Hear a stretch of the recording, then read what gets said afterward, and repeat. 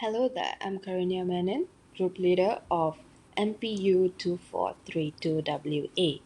So, I'll be speaking of the prevalence of stress, anxiety, depression among the general population during COVID 19. First of all, I'm passionate about mental health awareness as well as wanting to help people to build a better mental health and an overall well-being. The mental health and well-being of every individual during a global pandemic definitely decreased, and that's not the end to it. So we have guidelines, and there are proven guidelines for improving mental health and to prevent stress. We are also here today to discuss ways to create a safe space for people of all ages. Um, Actually, specifically speaking, for teenagers, working adults, and young adults as well. So, COVID 19's effect on mental health and substance abuse has significantly increased. Speaking of substance, we're not talking about hard drugs. I'm saying drugs like cough syrup. People just overdose and things like that. And mental health is something very crucial to speak about, so a lot of people don't really come out and speak about it, even to their peers, even to close family members or friends. Mental health has been affecting us all, and especially during the COVID-19 pandemic, it has just been a pressing issue to all of it. Usually for students and adults, and it significantly reduced their quality of life as a whole. So, productivity and performance decreased at the same time. First of all, anxiety. I can completely relate to this because I've been for countless therapy sessions with professionals, with therapists, and psychologist, because I have had high functioning anxiety in the past. Over time, it became better, but anxiety disorders, the symptoms of it is still there. Like I fidget.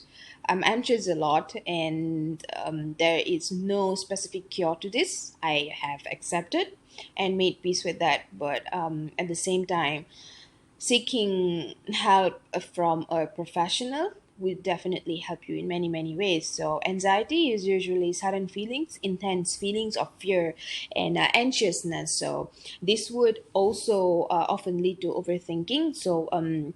People in such situations will avoid situations which are highly crowded, because anxiety disorders, anxiety symptoms would just come up, and some kids would avoid going to school. So usually extremely crowded places. Also, other problems such as employees, anxious employees. This kind of people would stop going to work. They would leave their jobs because they feel they're not comfortable.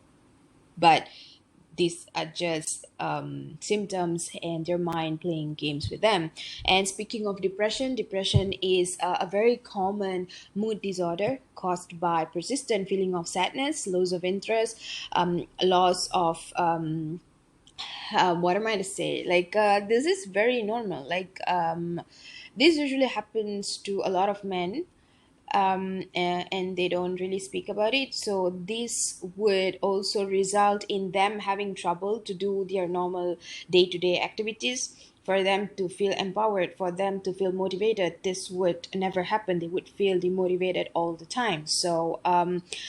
As you can see, these are the average share of adults reporting symptoms of anxiety disorder as well as depressive disorder. 11.0% January to June 2019 compared to January 2021, 41.1%. So this is a significant rise. And here we can see what COVID-19 has cost us. So mental health issues, anxiety, depression, and stress. So usually I'd go for down. So from down, stress would lead to depression. Depression will lead to anxiety. So stress is caused by when you lose your job, when you lose your loved ones. This would make you very sad. So depression, and then anxiety because you're anxious, because you don't know what is going to happen tomorrow. And this is not the end of it. Okay, we can protect ourselves during the mental health, protect ourselves, our mental health during this pandemic, during this epidemic. And there are a lot of ways. First of all, mental health checks. You can get this checklist online through Google. Any link will do.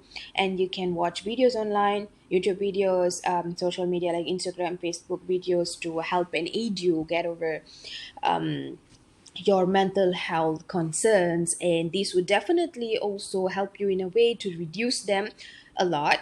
And colleges, employment academies, institutions, educational institutions should also really get professionals to do a counseling session twice a month, online, offline, and also a stress reduction workshop.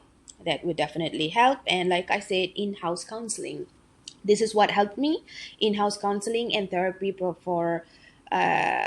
professionals definitely helped me in many ways effectively to keep my mind healthy. And the best that any individual can do is that when you feel very overwhelmed, you could take a day or two off, go for a vacation, meet your friends and family, and recharge your mind, unwind, and be yourself. Like you can see here, comprehensive health insurance is also another way, so that students and adults can go to hospitals, like private hospitals, where they have professionals that could help you get the help that you need for, to build a better mental health. So if you have any questions, please don't hesitate to put the questions down below, and I will get back to you as soon as possible. Thank you.